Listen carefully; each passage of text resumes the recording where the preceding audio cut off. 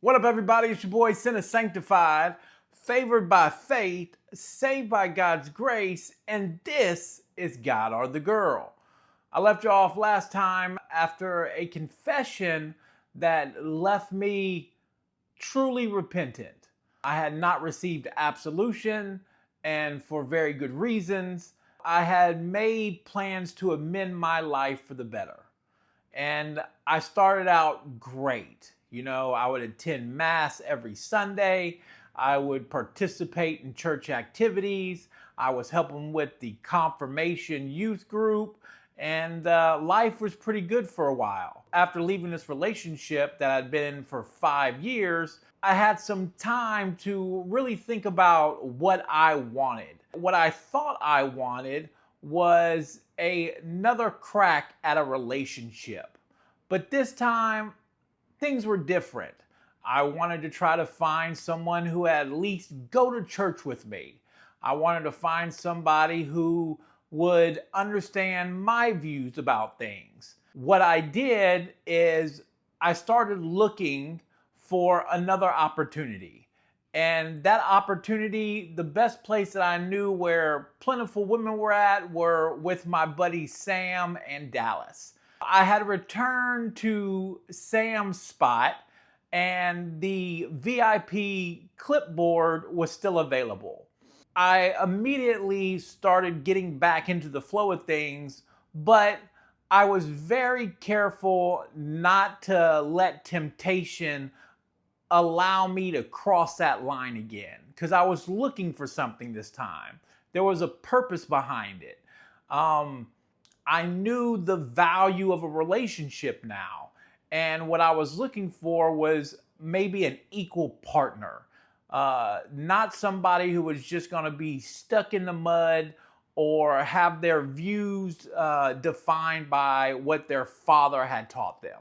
One night, being at the club with Sam and Dallas, gripping the clipboard, going out and scouring the lines, I ran into this group of girls.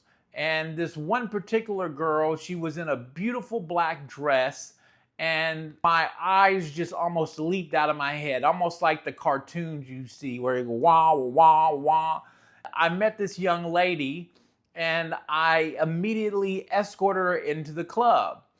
And not going through my usual checklist of credentials, I just assumed she was of legal drinking age because she was at the club. Found out very quickly is that she wasn't of age. And here I was, 27 years old, 28 years old. I was asking myself this question, well, she's very beautiful.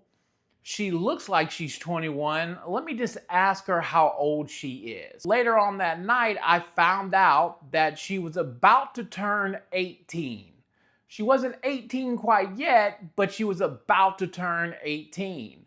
So what do? I immediately hop on the phone with my attorney who I had on speed dial, and I asked him questions about what is the legal age in Texas? How old do you have to be?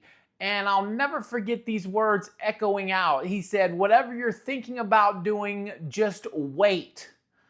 And I said, okay, and hung up the phone. With that being said, the last thing I wanted to do was get myself into some more trouble. I took his advice. I waited. And it was only a couple weeks before she had turned 18.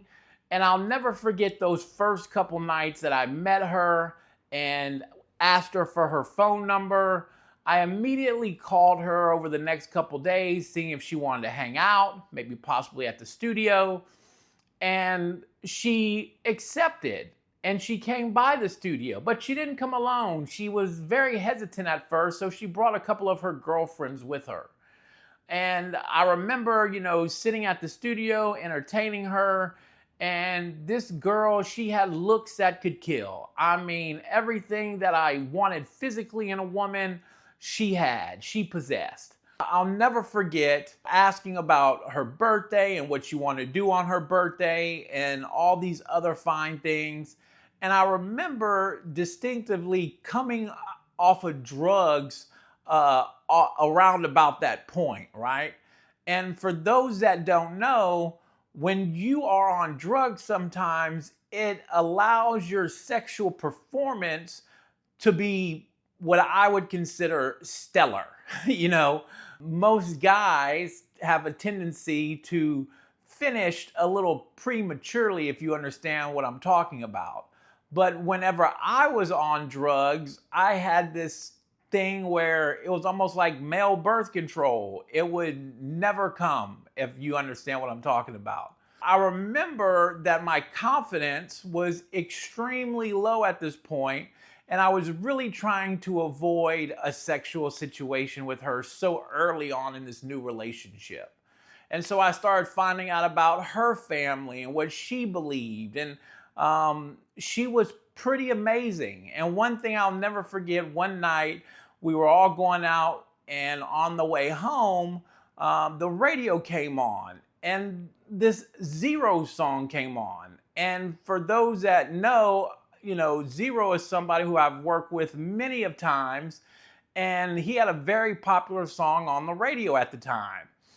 And as I'm driving back to the house after a night of fun times with friends, I remember looking back in the back seat, and she was spitting every word that was on the radio. And I was like, wow, not only is this girl amazing, but she even likes the music that I kind of produce.